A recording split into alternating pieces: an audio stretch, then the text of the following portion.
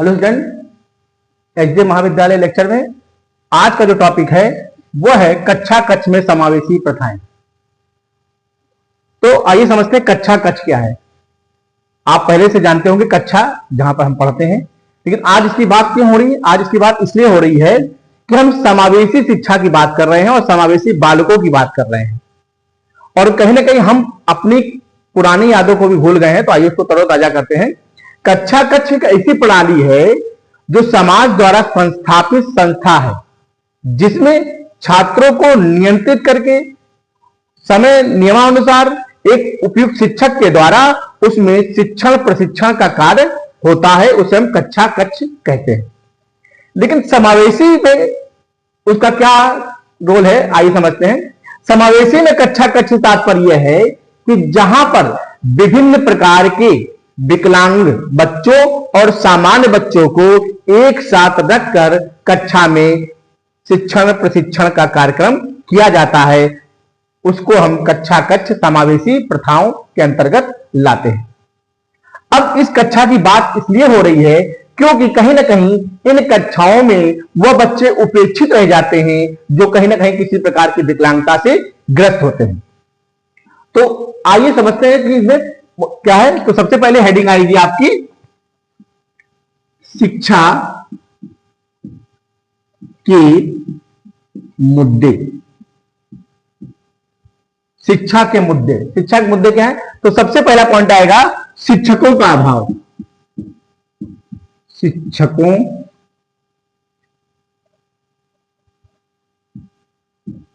शिक्षकों का अभाव।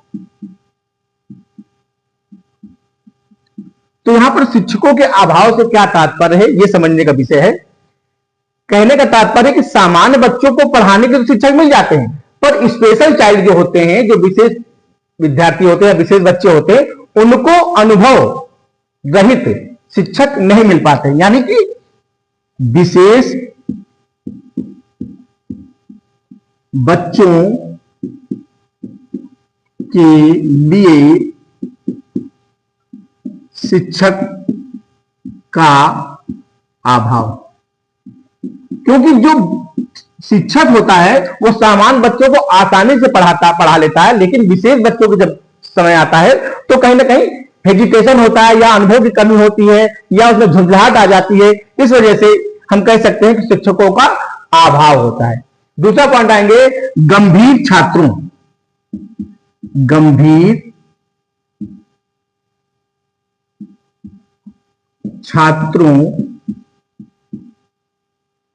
पर नियंत्रण।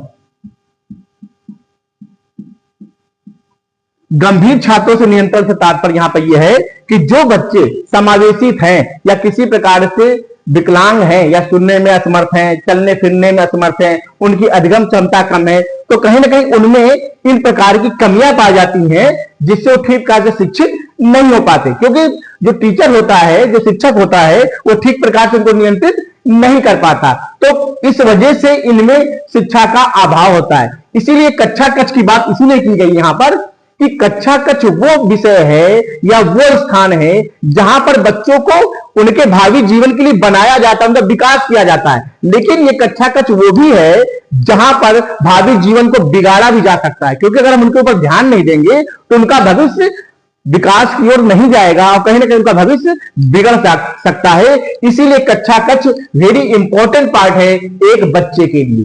ठीक है, अब नेक्स्ट आते हैं तीसरा पॉइंट,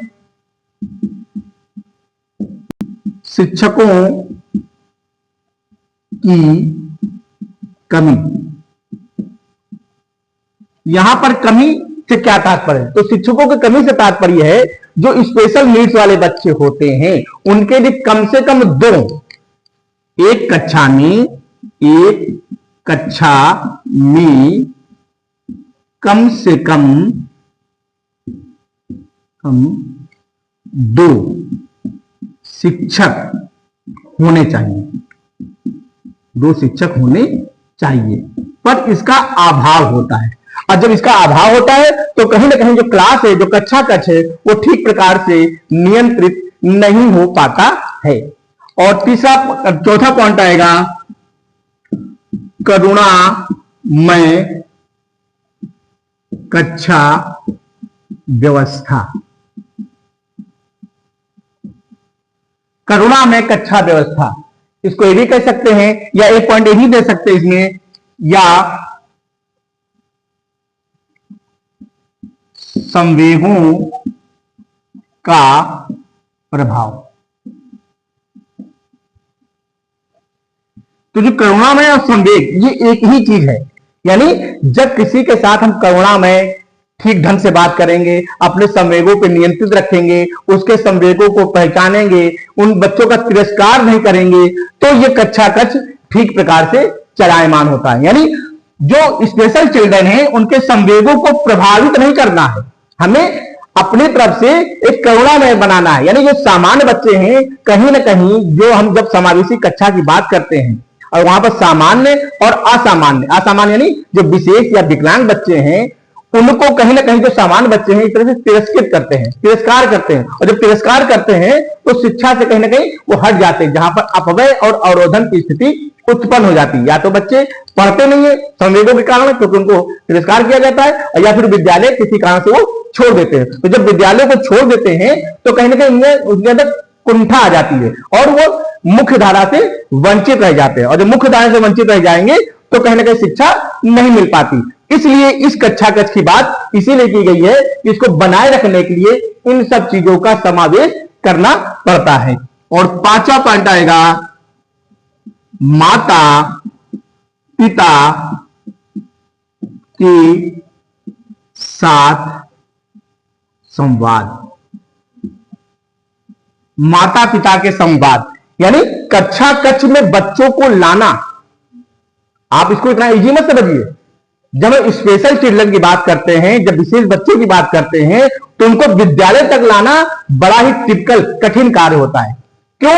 क्योंकि उनके जो अभिभावक होते हैं वो प्रिपेयर नहीं होते हैं। प्रिपेयर क्यों नहीं होते? क्योंकि उनको लगता है कि ये बच्चा कुछ नहीं कर पाएगा आगे चल, क्योंकि विकलांग है, किसी न किसी कारण से उसमें कोई शारीरिक कमी है, किसी प्रकार की कमी है, तो वो आगे नहीं जा सकता, उसका विकास नहीं हो सकता। इसलिए हमें उन माताओं पिताओं की जो दृष्टिकोण है, जो मानसिकता है, उसको कहीं ना कहीं बदलनी है। यानी माता पिता की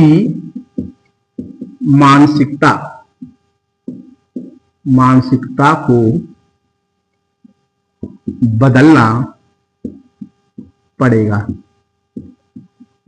यानी कहीं ना कहीं उनकी मानसिकता को बदलने की आवश्यकता है।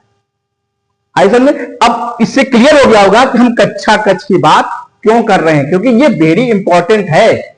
नेक्स्ट आते हैं, नेक्स्ट हेडिंग आपकी आएगी नियंत्रण। तो जो पहला पॉइंट आएगा शिक्षण को विराम देकर। पहला पॉइंट शिक्षण को विराम देकर।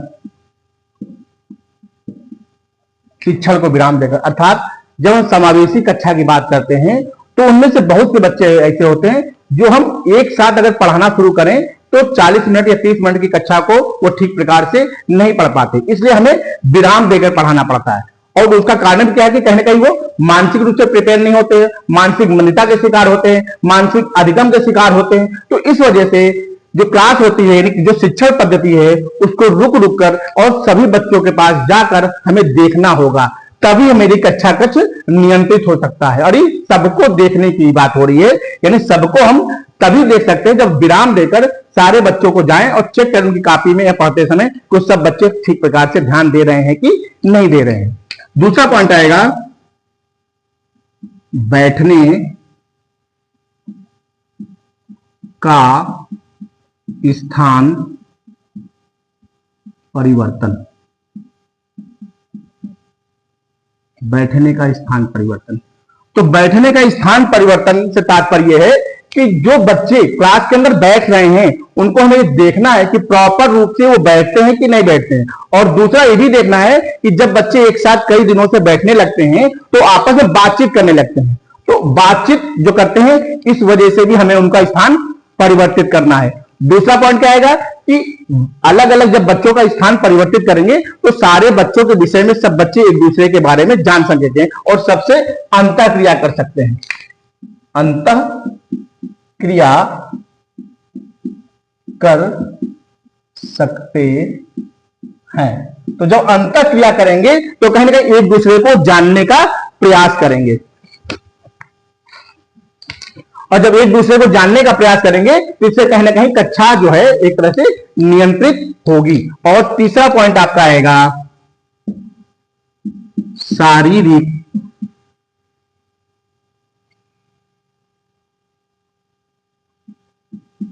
हाव-भाव व